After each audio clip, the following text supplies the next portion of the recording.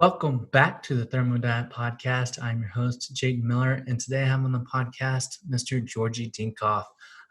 So today we actually talk about sex. So we talk about what usually happens whenever sex drive or erectile problems arise.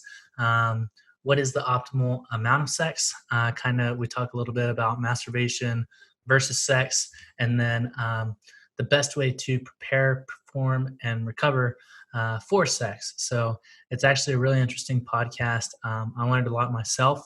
I'm looking forward to being able to hear what you learn as well. So let's dive in. Welcome back, guys. Today I am here once again with Georgi Dinkov. How are you doing today, Georgi? Hi, everybody. Pretty good. How is it up there in DC right now? Less military on the streets. I would say people still seem tense, but less tense than, let's say, like January, February timeframe. And everybody's starting to ditch the masks and ignore the official, because the rules are still there. Basically, you're supposed to be wearing a mask in public. And I have two small kids, so when we go to the playground, we would see people up until middle of February where they were all masked up. The kids, the parents, etc. But now it seems like, at the very least, the children are no longer wearing them, and the parents are starting to congregate in bigger and bigger groups, and most of them are not wearing masks. So I think it's basically the public is slowly stopping to care about the pandemic and just getting on with their lives. Yes, sir. Definitely.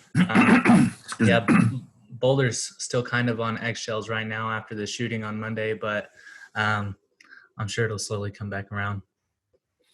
Yeah, and ironically, there was this article on I think it was on Zero Hedge, one of the more fringe websites, said that basically the facts that we had 2 mass shootings over the last 2 weeks or so, in a strange way, signals a return to normal, right? Because when people were locked up in their houses and nobody was leaving, right, there weren't any mass shootings. So now that these things are happening, it seems that basically people are out in the open, and all of that pent-up anger and frustration and whatnot from the lockdowns and losing a job or, getting your mental health deteriorate, now it's all in, full open view. And that's the result we're seeing. So they're saying basically like, now we're going to see the results of all this more than a year of restrictions. And we already saw, 2 unfortunate results of that. Hopefully there will not be any more. But at the very least, people are, I guess that's a sign that people are saying enough is enough. I'm out of my house, because if I stay here, I may harm myself or my family, and then they're, going outside. Definitely. So do you think that there'll be like a slow rise and then a fall over time? Yeah, I think initially there will be there will probably be an increase in violence, because when people were, stuck at home, the reason we saw a decline in violence was simply because there wasn't anybody around to be violent against, except for the domestic violence, which a lot of studies said that, during the pandemic went mostly unreported, or at the very least, it was unaddressed, because even the local authorities were saying, unless it's something egregious, like somebody's trying to shoot their spouse or their children, or, do grieving, grave bodily harm, they just wouldn't return call. They wouldn't address calls saying like, my relatives are being too aggressive. They'll ask like, is anybody harmed? Do you think they're harmed to themselves or may harm others? As long as the answer is no, they wouldn't care, right? That they'll just drop the call.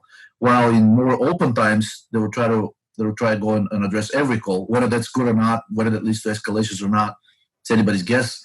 But I think now that all this pent-up anger and frustration is now spilling over onto the street, we'll see if people feel like they can, vent their anger against politicians. We may see some protests, maybe a return of the BLM/Antifa protests, but now this time joined by basically more moderate and even Republican protesters. Everybody's protesting about the fact that now it will be plainly obvious that for a lot of people their livelihood is gone. So we'll see how this plays out. But yeah, I do expect maybe up until early summer, as the country starts to reopen more and more, to see an increase in violence, and eventually things settle down, simply because nobody can be violent forever. Definitely. Yeah, man. It's definitely some interesting times that we're living in right now. Yeah, I don't know that anybody has lived in times like these. As they said, the millennials have already endured a third once in a generation recession/depression, right? First it was the dot-com boom, then it was the 2008 financial crisis, and now it's the pandemic. And even though the focus is on the virus, we're now starting to see that there are economical consequences of that. That most people were, they were too preoccupied thinking about the virus and being afraid of it and trying to save their lives. And now when they slowly, little by little, realizing that it's safe for most people, right? It's not that dangerous. Now the focus shifts towards, oh my God, what am I going to do? I will get laid off once the moratorium expires, or I'll get evicted once the moratorium on eviction expires. Now these things are coming to the forefront, and I think that's what's driving a lot of people to commit these acts of violence, because if you don't have options and you realize your livelihood is gone, I mean, what are you to do with yourself? Definitely, man. Well, I want to be respectful of your time, so Yep. I'd like to hop into the main subject of the podcast today. I'm actually super excited to kind of get your take on this, because I haven't really heard you directly talk about sex specifically. So what do you think usually happens whenever sex drive, or for men specifically, there's a lot of men that listen to this podcast, whenever erectile problems arise? So basically, the most of the erectile problems are directly linked to stress. And the reason I say that is because it's well known in psychology and psychiatry that as soon as cortisol rises, and it's been confirmed by both animal studies and human studies, as soon as cortisol starts to rise, whenever you're under stress, that happens in a matter of seconds, right? Within the next 15 to 20 minutes or so, there is a plunge of testosterone by as much as 90%, 90. Now, of course, if that acute stress is removed, then the testosterone levels recover, right? But if that doesn't happen, if you're under chronic, mild grade, chronic unpredictable mild stress, CUMS comes, which is kind of appropriate for the talk show, for the podcast today. It's a very well established model in animal studies of inducing depression, and basically this chronic increase in cortisol downregulates the cortisol, or the glucocorticoid receptors. So it leads to long-term inflammation because the body simply doesn't respond as well to cortisol, and also leads to chronic downregulation of steroidogenesis in the gonads and also in peripheral tissues as well. Now, some of that can be compensated for by the increase in young and or healthy people. Whenever cortisol rises, some anti-cortisol steroids also rise together with it to protect from some of the negative side effects. And in young people, usually a rise in cortisol is accompanied by a rise in dihydroepiandrosterone, DHEA, pregnenolone, and progesterone. And those three steroids happen to have anti-cortisol effects. And that's why usually in young and or healthy people, doing a little bit of an exercise, which tends to raise your cortisol a little bit, not too much, right, tends to actually lead to an increase in sexual desire, and of course, if you have a partner, increase in sexual activity after exercise. And this is one of the reasons what has led many doctors to recommend exercise for improving sexual function. However, it has been proven beyond any reasonable doubt that advice does not work in people who are chronically stressed. If your cortisol is already chronically elevated, the last thing on earth you would want to do is go for a run, for several mile run, which will spike your cortisol even more, downregulate the sensitivity of the cortisol receptors even more, and then for males, there are these cells in the testicles called the Leydig cells that produce testosterone, and there are also the Sertoli cells which produce dihydrotestosterone. Cortisol directly blocks the functioning of both of these types of cells. So if you're already in a situation where you're mildly hypogonadal, namely because of the chronic stress, in other words, your gonads are being, their activity is being suppressed because of the elevated cortisol, you don't want to be stressing yourself even more. Several research groups have kind of wisened up on this fact and are now have shown that you can actually treat stress-induced hypogonadism, stress-induced sexual dysfunction, stress-induced lack of inability to perform, or what do you call it, erectile dysfunction, or in general, or premature ejaculation. You can actually treat it by administering a glucocorticoid receptor antagonist. There's this a drug known as the abortion pill, RU486, also known as mifepristone. And most people know it as the abortion pill because it blocks the progesterone receptor, which is necessary for pregnancy. However, it also blocks the cortisol receptor as well. And in fact, it was developed as a cortisol blocker. And there just wasn't much market for it, and it continued being marketed for progesterone as an abortion pill instead of for blocking cortisol exclusively. So that anti-cortisol pill has been shown to restore sexual desire and sexual performance in animal models, and now tested in a few small-scale human studies as well, in humans as well, that have depression or any kind of a seasonal affective disorder, lack of energy, which is all related to basically a decline in the oxidative phosphorylation in the brain, which ultimately leads to this feeling of like always fatigued, lack of desire, also known as anhedonia, right? Lack of desire. You don't experience joy and pleasure from things. All of these things are due to the elevations of cortisol and serotonin. Speaking of serotonin, another a neurotransmitter. Cortisol is hormone, but the serotonin being neurotransmitter, which is also very intimately involved in sexual performance. One of the notorious side effects, which most users experience, of the drugs known as selective serotonin reuptake inhibitors, SSRIs, they're prescribed for depression. Unfortunately, they absolutely destroy the sexual desire and performance of virtually anybody who is taking them. And there's a very good reason for that. Basically, serotonin and dopamine, which is a pro-sexual, procreative, pro-joy and hedonic neurotransmitter, they're inversely correlated. And basically, anytime serotonin rises, which what happens when you take the SSRI drugs, you're going to be suppressing dopamine. Also, anytime serotonin rises, you will be increasing cortisol, because cortisol secretion is actually centrally controlled. In other words, when you're under stress, in order for your adrenals to get the signal that you're under stress, that has to come from the brain. That's the center of perception.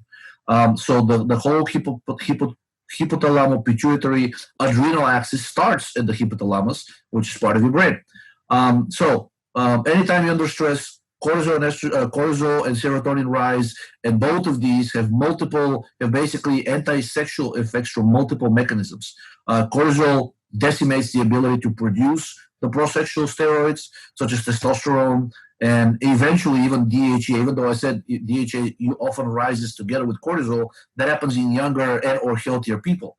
DHEA levels start to plummet after the age of 35, while cortisol levels stay at the level of a 20-year-old, unless you get into adrenal failure, which is very rare, known as Addison disease. For most people, they maintain their cortisol levels at the level of a 20-year-old, but after the age of 35, the anti-cortisol hormones, which are pregnenolone, progesterone, DHEA, and testosterone, and dihydrotestosterone, the levels of those steroids plummets. So there's nothing to oppose cortisol. So that's one of the main reasons why older people are less interested in sex and less able to perform sexually, simply because they're, even if they're not under chronic stress, the fact that their cortisol levels stay largely the same to the level of a 20-year-old, but however you're now lacking the anti-cortisol steroids, you're basically in a state of relative cortisol excess.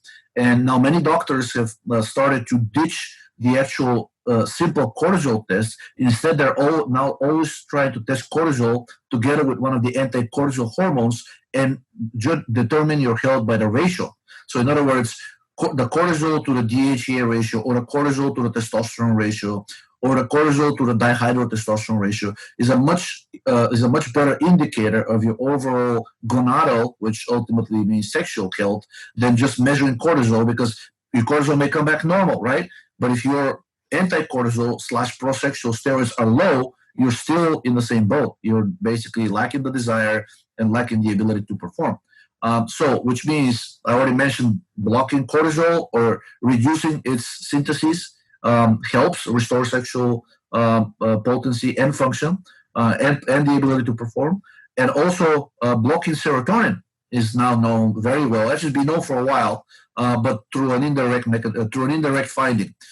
There's a drug called bromocriptine, which is used to treat Parkinson's disease, and it's basically a dopamine agonist and has some partial serotonin antagonism / agonism. But in general, the overall effects of the drug when used at the clinically prescribed doses is actually heavily pro-dopamine and anti-serotonin. In fact, there are several studies demonstrating you can treat Cushing disease, which is excessive production of cortisol, by administering bromocriptine, which demonstrates that cortisol production, excessive cortisol production, is under the control of the brain, of the central mechanism. So they noticed that when they were treating elderly people with Parkinson's disease, because usually used to be, not anymore. Now younger people are starting to get Parkinson's as well. But back in the 70s and 80s, Parkinson's disease was an old person's disease, specifically old male person disease, more often than not, in a ratio of about 4:1 to even 5:1. So most of the hospitalized people with Parkinson's disease were elderly males. And when they were giving them bromocriptine, they noticed that they started to pay exorbitant amount of attention to the female nursing staff. And they basically started to investigate more what are the mechanisms behind that effect.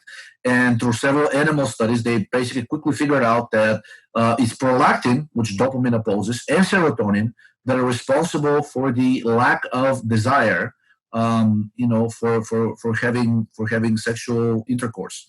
And also, by administering these anti-prolactin, pro-dopamine, anti-serotonin drugs, all these effects are related.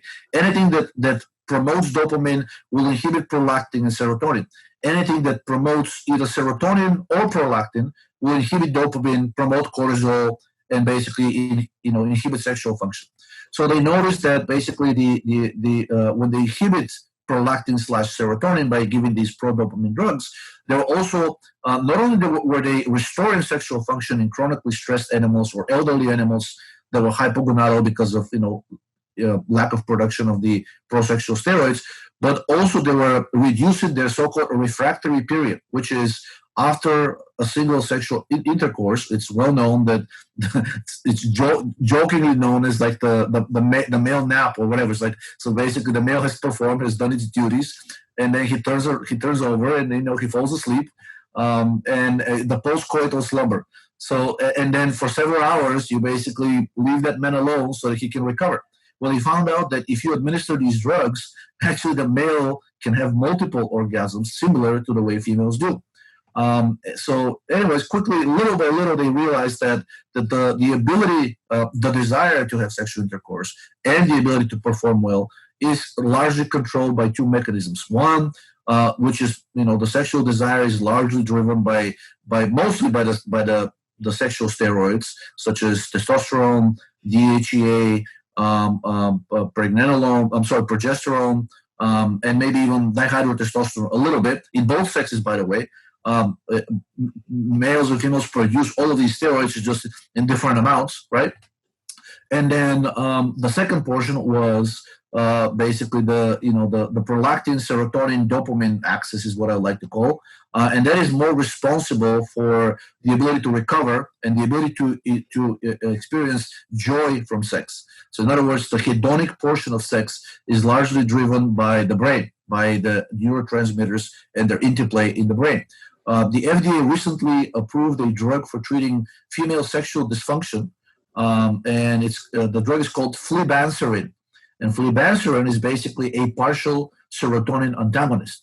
And even though initially all the feminist groups came out and said, this is terrible, women don't need to be medicated in order to have sex, this is such a remnant of the patriarchy, that there's this mythology of the sexually dysfunctional frigid woman that needs to be cured of her dysfunction in order to perform. However, flibanserin sales are through the roof, and it seems to be working very well, which seems to at least partially confirm the hypothesis that at least part of sexual dysfunction in females is largely driven by insufficiency of dopamine or excess of serotonin, because the drug is actually partial serotonin antagonist and partial dopamine agonist, similar to bromocriptine. And in fact, back in the day, when these studies were done with the Parkinson's disease patients, like I said, most of them were male, but not all of them. So they also noticed basically in those wards where they were treating Parkinson's disease patients, they did notice that the females were starting to get frisky as well. Now they weren't like the males starting to directly chase the male staff, right? The males were actually much more open and aggressive and going after the female nurses. But it was, they conducted because they were doing these regular checkups and on their mental health as well. And part of the assessment is sexual desire, sexual function, right? Erotic dreams, because it's part of the overall health picture. If you go to a doctor, typically, I think even the FDA now recommends that even your primary care physician should be examining or asking you questions about your sexual life and, how you're feeling overall. Do you think like, there's something missing there, something lacking? It is a great indicator of health. So anyways, they found out even with bromocriptine that it was helping restore female sexuality, even in very elderly patients. I mean, most of the females with Parkinson's disease are in their, 75 and older. And at that age, the general perception, even based on interviews or even as a societal stereotype, is that after the age of 75, you don't really expect most women to be very interested in sex. It turns out they can be made interested in sex if you control this excess of prolactin and serotonin, and which ultimately results in control of cortisol, restoration of the proper hormonal balance. And there you go. You have older people being just as willing and capable of having fulfilling sexual lives. So for bromocriptine and the progesterone antagonist that you were talking about, is there a compensatory mechanism with those two? What do you mean compensatory? Like if you were to take it for a certain amount of time, would there be a compensation effect afterwards? So for the progesterone antagonist, you don't want to be antagonizing your progesterone receptors for too long, especially if you're a female, right? I mean, first of all, it would make pregnancy almost impossible. It's known to terminate already existing pregnancy. That's why it's sold and approved as an abortion pill. Actually, officially, it's not approved as a cortisol blocker. The French company that developed in the 80s designed it as a cortisol blocker, but they tried to sell it as a cortisol blocker. They couldn't because the market was too small. Cushing disease is very, very rare, maybe 1 in 100,000. And now it's becoming much more prevalent, but still 1 in 10,000. So again, if you're a pharmaceutical company, you're looking to sell at the biggest market, right?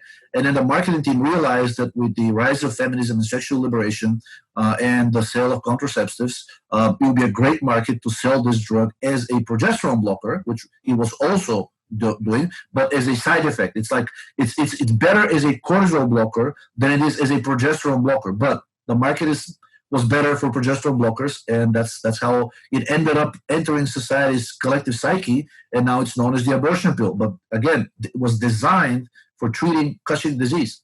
I don't think there's any there's much of a problem in terms of the suppression of the cortisol receptors unless you are abusing it. I mean, there are people with severe Cushing disease which actually have a tumor in the pituitary gland, and either don't want to have surgery for it, or they can. Sometimes the tumor is too large and has already grown into, starting to grow into brain tissue. And as such, basically, these people are deciding that they don't want to have the surgery. So for them, the only option is either a cortisol blocker, such as for RU486, and for that purpose, for actual Cushing disease, the dosage is 600 milligrams to 1,200 milligrams daily. That's massive. Most of the abortion pill dosage is 100 to 200 daily.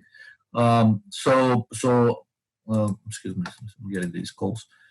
So basically, the blockade of cortisol receptors, even at these very high dosages, is not known to lead to many side effects, except actually potentially cure diabetes type 2, which there is a clinical trial for that as well with RU486. They found out by accident that it rapidly drops blood glucose in poorly controlled diabetes type 2. So they put these men on, I think it was like 200 milligrams of RU486. The trial is still ongoing, but one part is already complete and several studies have been published on it. And then there was a rapid normalization of blood glucose and slowly over time, loss of weight as well. So that will be really the danger. If you're already in good weight, you may drop some additional weight, but it will not be muscle. Actually, cortisol blockers are now known, the blockade of cortisol receptors is now known to be responsible for most of the anabolic effects of the steroids that bodybuilders abuse. So it may actually help you build some muscle as well. The problem with RU486 is that it is actually a synthetic steroid derived. The core of the steroid is the same as estrogen. So RU486 is actually an estrane type steroid, And there is some concern that estrogen-type steroids exert systemic, indirect estrogenic effects simply because their core is the same as estradiol or any of the different type of estrogens. It is an 18 carbon chain steroid. The androgens are 19 carbons, and then the pregnanes, such as pregnenolone and progesterone, are 21 carbons. And even though this drug, and there are several actually anabolic steroids that are also esterases, those are actually already known to have estrogenic effects. That's why I'm suspecting that if RU486, it was developed from these, it was actually developed using one of those anabolic steroids, and that steroid is known as nandrolone, is known to have estrogenic effects and convert it to estrogen. Now, RU486, there are no studies showing you can convert it to estrogen, but the core of the steroid is still an estrogen. So I will be wary of it. Now, can you do something similar with another steroid? I think so. There are several studies from the early 20th century demonstrating pro-fertility and pro-sexual effect of taking larger doses of pregnenolone.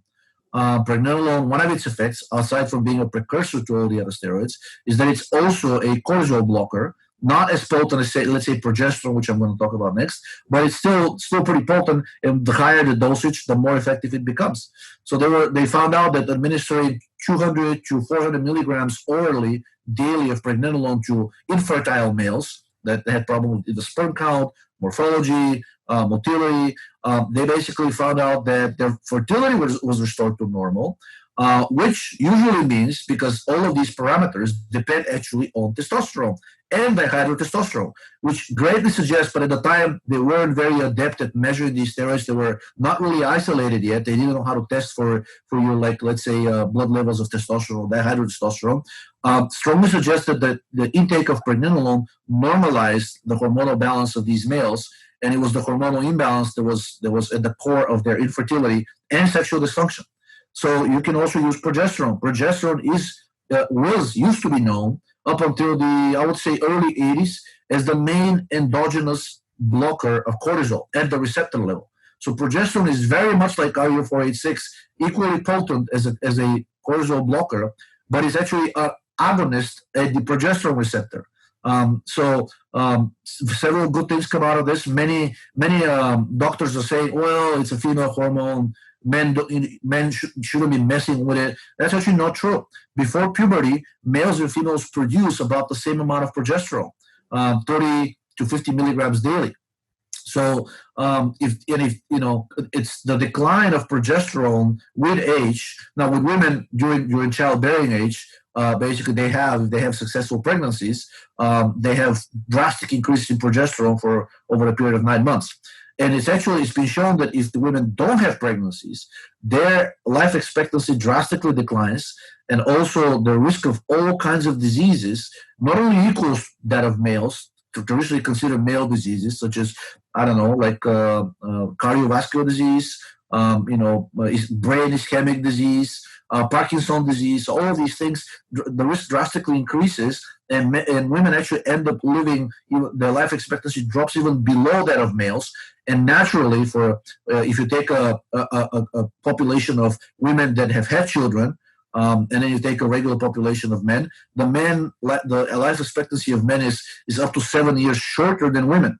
However, if you take a cohort of women that have not had children, in other words, their progesterone levels didn't get the chance to spike over a period of 9 months, 2 or 3 times throughout their lifetime, let's say, then their life expectancy is at the level of the males or even below. And the risk of all of the disease that the male have is at least equal, if not even higher, because females do tend to produce more estrogen than males do, at least in their younger years.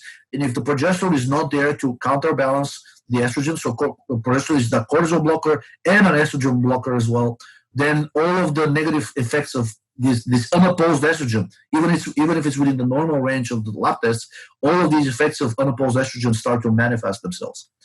So you can try to do the same thing that estrogen that is done with RU486 for hormonal balance or recovery of your hormonal balance with progesterone. A number of studies have demonstrated that progesterone in moderate doses, which most of these studies were with animals, but there are a few human as well, that even in males, taking 50 to 100 milligrams of progesterone actually greatly improved sexual function.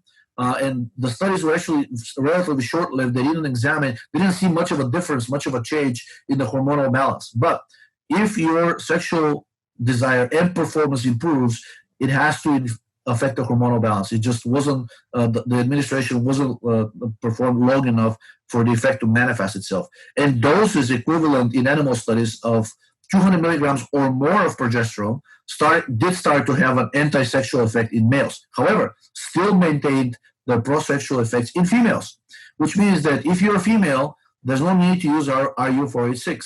You can get all the benefits of RU486 without the risks, plus the additional benefits by simply using bioidentical progesterone. For males, lower dosage progesterone, 50 to 100 milligrams, and if you check your blood levels of things like DHEA, especially the sulfated form, if that is on the lower end, the bottom 25% of the normal range for your age group, then adding a little bit of DHEA amplifies greatly the effect of this low to moderate dosage of progesterone.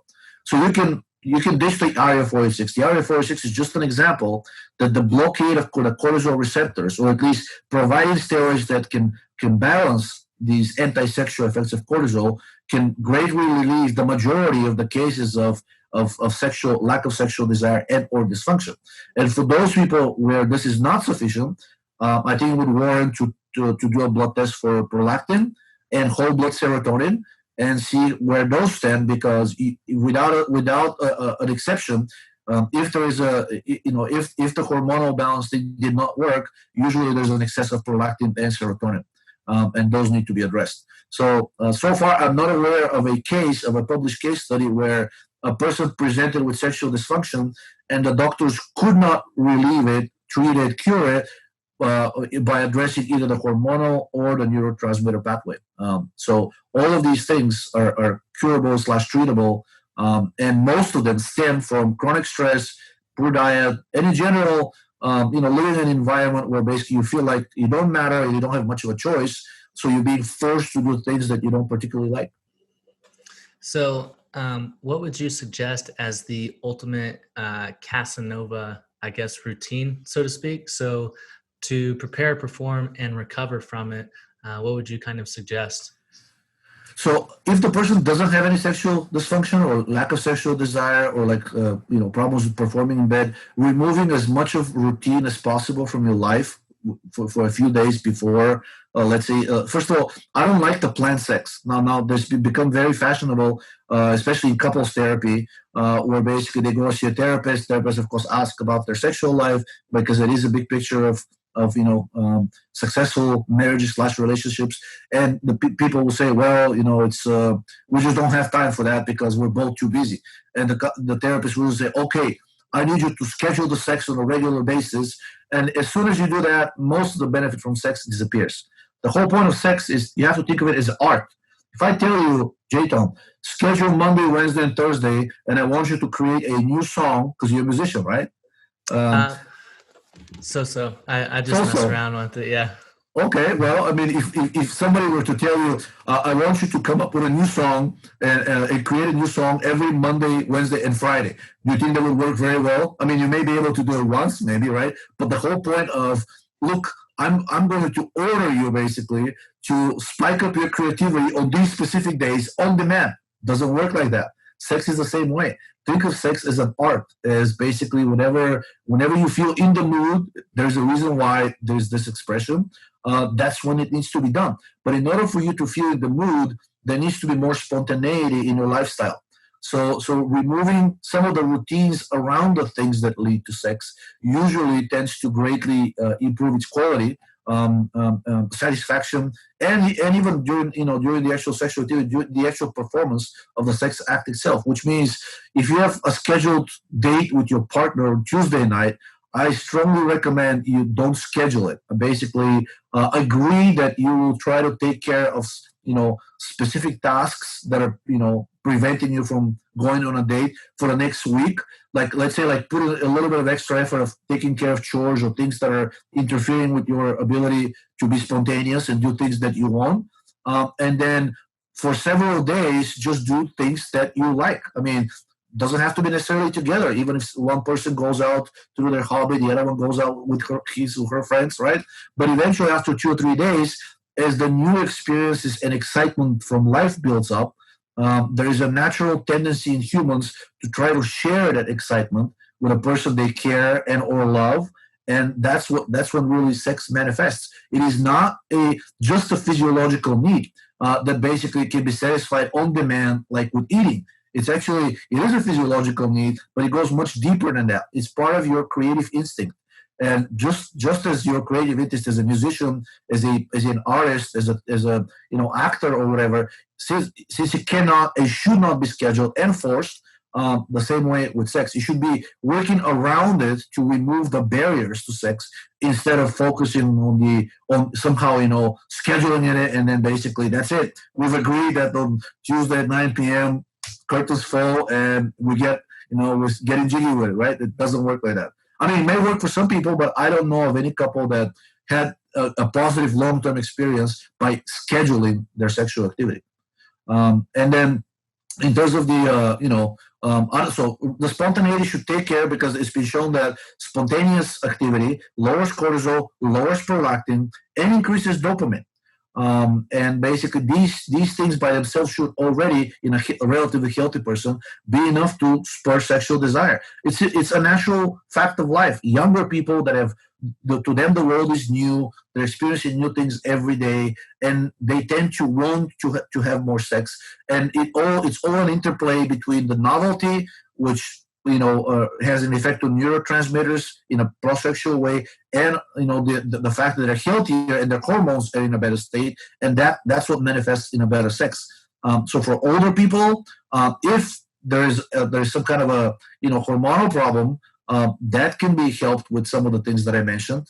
And often just going on a unplanned vacation, just if it's like going outside of town for a night and book a random hotel in the suburbs if you live in the city, just for one night and coming back, tends to greatly remove this what should I call it, this impediment on spontaneous sexual activity. So less routine, more spontaneity. Don't force the sex. Don't worry about the actual specific. Don't even put it on your calendar. Put things on your calendar like, I need to take care of this chore, and I need to basically, enable a few more days with some extra free time for both of the people involved, and then things will naturally fall into place. If there is a hormonal issue or a proven neurotransmitter issue, then the hormonal things I already mentioned. The doctor can prescribe bromocriptine. There's some over-the-counter things that work as relatively good serotonin blockers, such as Benadryl, cyproheptadine, famotidine, which is an acid blocker. Cyproheptadine is not over-the-counter, but the doctor is usually wouldn't have much of a problem prescribing because it's an anti-allergy drug. They treat it as such, and most doctors don't even know that it's also a serotonin blocker. But Benadryl is over-the-counter in doses up to 50 milligrams. It acts mostly as a histamine and serotonin blocker. Don't go over 100 milligrams because then it starts to act as an SSRI. So a lot of its anti-serotonin effects will get compensated by the fact that it will inhibit the uptake of serotonin. And usually, to see the prosexual effects, 25 to 50 milligrams is plenty. And yeah, that's pretty much it. I mean, it's really simple. If you treat sex just like as any other activity that you want to enjoy, you will quickly see that routinizing it, mechanizing it, scheduling it, in other words, stressing about it, it's not very conductive to a very pleasant and fruitful experience for both sexes. I know it's easier said than done because we live in, like we said, very interesting times. People feel like they don't have control over many things, but you'll be surprised how much control you have over these things if you can take care of a few things in your life that seem like they have to be done every day or they cannot be avoided. If they can be avoided even artificially for a day or two, usually sexual activity recovers pretty quickly. Interesting. So why would you say that sex is more optimal than autoeroticism or masturbation? Because I've heard several studies as to why that's not good. I'm also interested in kind of like the no-fap idea. So a lot of people are into that as well. And I was wondering if there's any significance to it. So basically, the reason I think that sex is preferable to masturbation are twofold. First of all, you're interacting with another human being, and there are many things that cannot be substituted by simple visual and audio stimulation. In other words, if you're watching something erotic online or on your TV, it's a pretty close substitute. But studies have shown that the response of the neurotransmitters is very different between real sexual activity and masturbation. For masturbation, basically, you have a not very robust rise in prolactin, but after the orgasm, the prolactin actually stays elevated for much longer. So, in other words, you basically you have a very long refractory period, and it's basically the quick decline in prolactin from regular sex, which has been shown to lead to the perception of greater sexual satisfaction. And that the fact that it's basically part of it is probably the feeling that you're ready to go again. While with the masturbation or like some other kinds of artificial stimulation, the fact that most people feel that this is not the real thing probably leads to some kind of a stress experience, which leads to the prolactin not having this quick spike, basically having like a little bit of a spike, maybe about halfway to what a real orgasm with a partner would do, but then also staying at that level for up to 24 hours. And the fact that hyperprolactin being a pituitary hormone, it's not a good thing, as we've discussed in previous shows. It leads to elevations of TSH, which has multiple pro-inflammatory and anti-gonadal effects, further leads in prolactin. So and if the person is already under stress, their cortisol and prolactin are probably already going to be at a level chronically going to be at a higher baseline than optimal. So continuing to maintain it at that level by having these unsatisfying or less satisfying sexual experiences is probably not a good thing in the long term. Now, it's probably better than not having sex at all, because the whole no-fap movement, if you look at it started on Reddit, the social media site, maybe about 10 years ago. I was actually kind of interested in it because at the time I was just entering the repeat world, and I was kind of hesitant, because they have some good points. And so far, the multiple studies that have been done that have actually studied scientifically show that whatever benefit you're getting from the so-called no-fap is mostly due to a rise of about 40 to 50% of baseline testosterone levels. And that leads to more confidence, better muscle tone, better overall health in males. And I think that's what they're attributing to the no-fap. But at the same time, it's been shown that the accumulation of seminal fluid, if it continues for more than, I think the average period was maybe 3 weeks, it starts to leak into the bloodstream, and it can actually start causing issues with prostate, and colon, lower level of the colon, the sigmoid portion of the colon, even the rectum. So it can lead to prostatitis, and in the long term, benign prostate hyperplasia, which is the prostate enlargement, and potentially even prostate cancer. It has been shown that male, not monks, but male religious representatives who have, of course, it's all done by interviews. They can't really monitor them 100%, but it's, there's a fairly good certainty that they're telling the truth. The less sexual activity, the more prone they are to prostate cancer and various other cancers that are considered male-specific, such as lung cancer, neuroglioblastoma, which is a really deadly form, and even pancreatic cancer.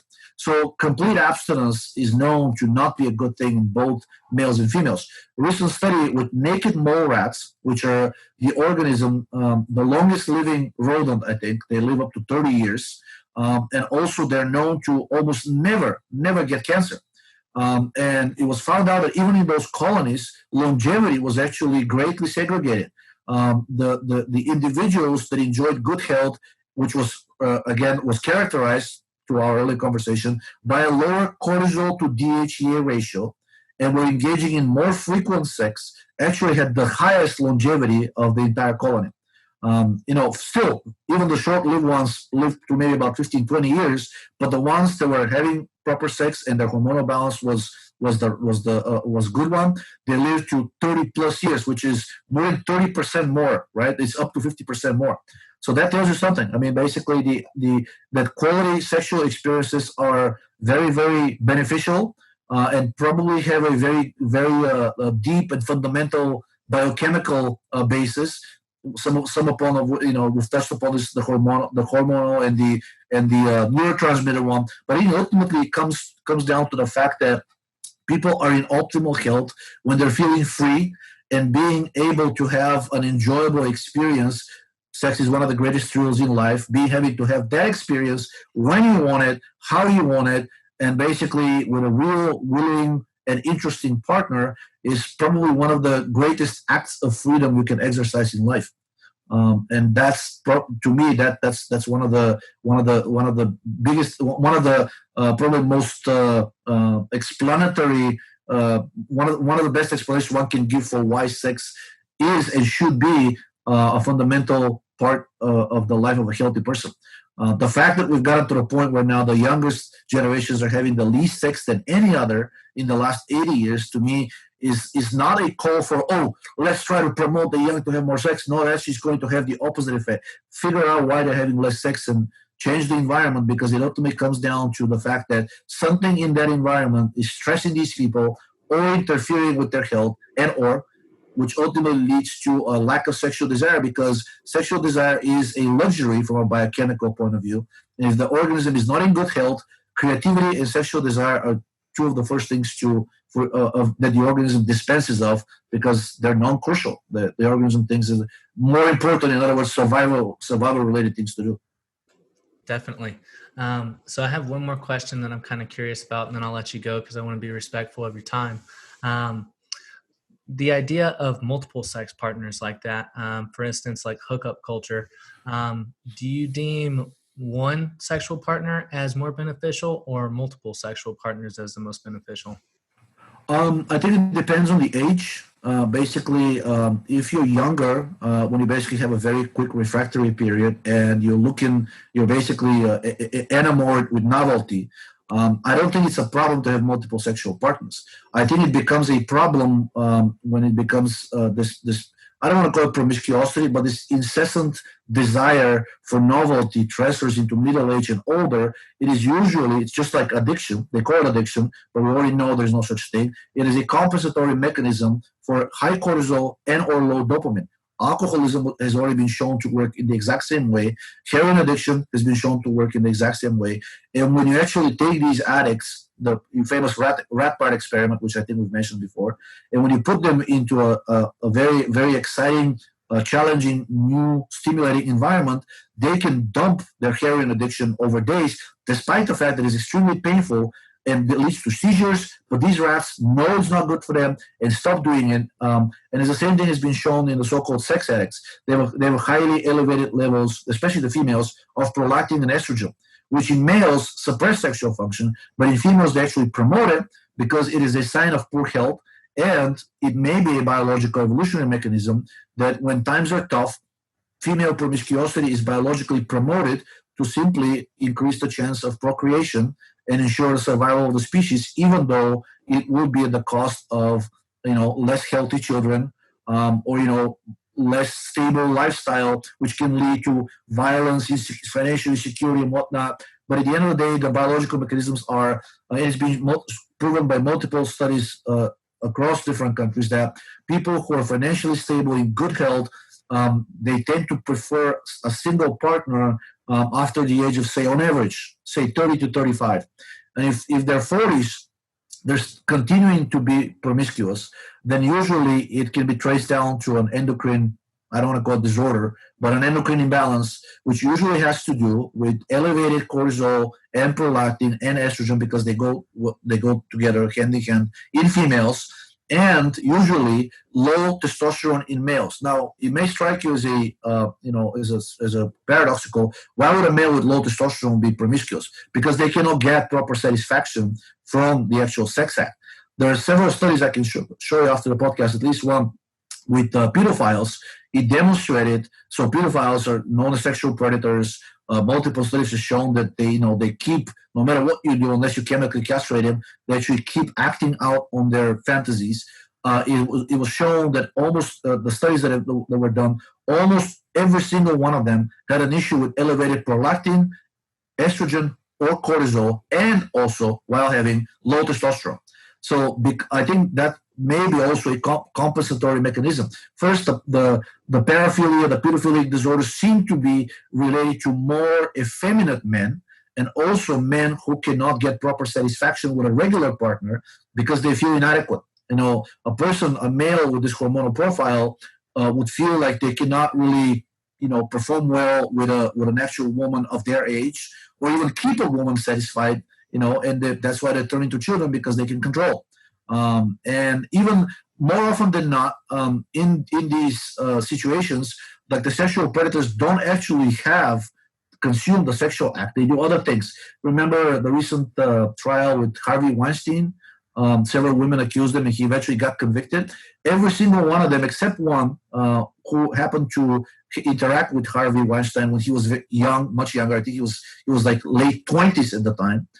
Every single other one of the accusers said that he did not actually have sexual intercourse with her, even though they expected that would happen. No, it was actually almost exclusively masturbation in their presence. And they suspected one of the reasons was that he could not actually have a proper erection. It was concerned that the sex act would not succeed and he would feel humiliated. So almost all of these sexual abuse that occurred actually did not involve even sexual contact. It was simply, still a crime, but it was that person inadequate performance in front of these women because he felt like he could not perform. And if you look at Harvey Weinstein, he has a number of different unmistakable signs of elevated prolactin and estrogen, including gynecomastia, central obesity, puffiness of the face, slightly distorted facial features, etc., etc. So it kind of goes along with the studies that also demonstrated these things, that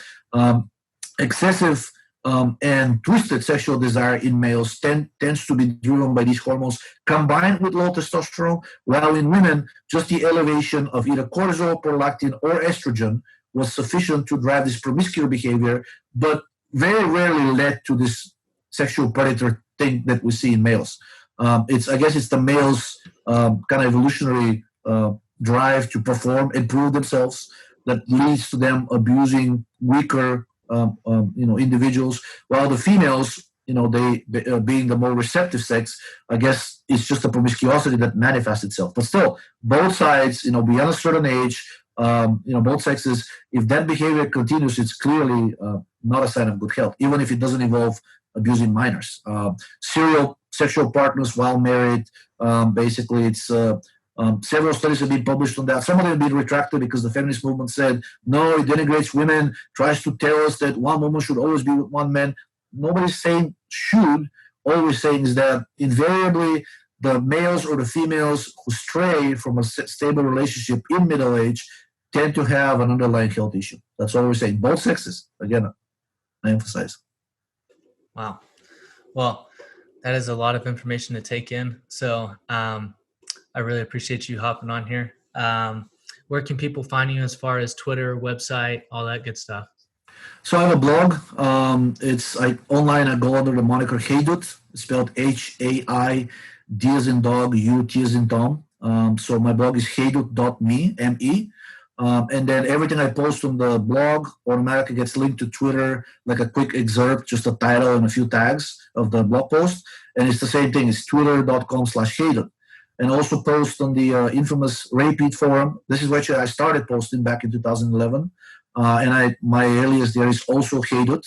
And usually whatever I post on the blog, I also post on the forum. But if people want to engage in a discussion with me, it's the forum I think is the best venue, because I've turned off the comments on the blog because I simply cannot. I mean, first of all, it's a lot of spam, right? Second of all, I can't answer everybody individually. On the forum, if people ask a question, even if I can't personally attend to it, there is a community of 10,000 plus people, and they're all pretty well versed in many of the things that we've discussed today. And they're usually pretty eager to chime in and offer their take on whatever question. Quite a few threads on sexual health, sexual performance, both for males and females at any age. I'm saying over 18, but like by any age, mean even older people. We recently had a discussion there on the forum of a lady in her, I think it was 80s. She was asking basically how she can increase, improve, restore her sexual desire. Apparently trying just a little bit, like 20 20 milligrams of progesterone quickly restored her sexual desire. Her husband, who was also in his 80s, for some reason, had maintained his sexual health and desire throughout his entire life, and she was feeling like she was just disappointing him. So often it's very simple things like that. And they went on vacation, which I don't want to make it sound like it was just the progesterone. She took the progesterone, but also went on vacation, which they hadn't done in 20 years, and it resulted apparently in them having sex daily, which she thought was impossible at her age, or was inappropriate or whatnot. She came back, a changed person, and shared her experience with the forum. And so, anyways, all of these topics, there's nothing taboo there. They're being discussed, including people. There's no problem discussing topics of even homosexual sex. I mean, there's several alternative interests there that are being discussed as well. So whatever your question is, posted there, and the community is usually pretty polite and pretty non-judgmental, and will tell you what they think. You don't have to like it, but they tend to be very non-judgmental, which I think is a great start in a discussion.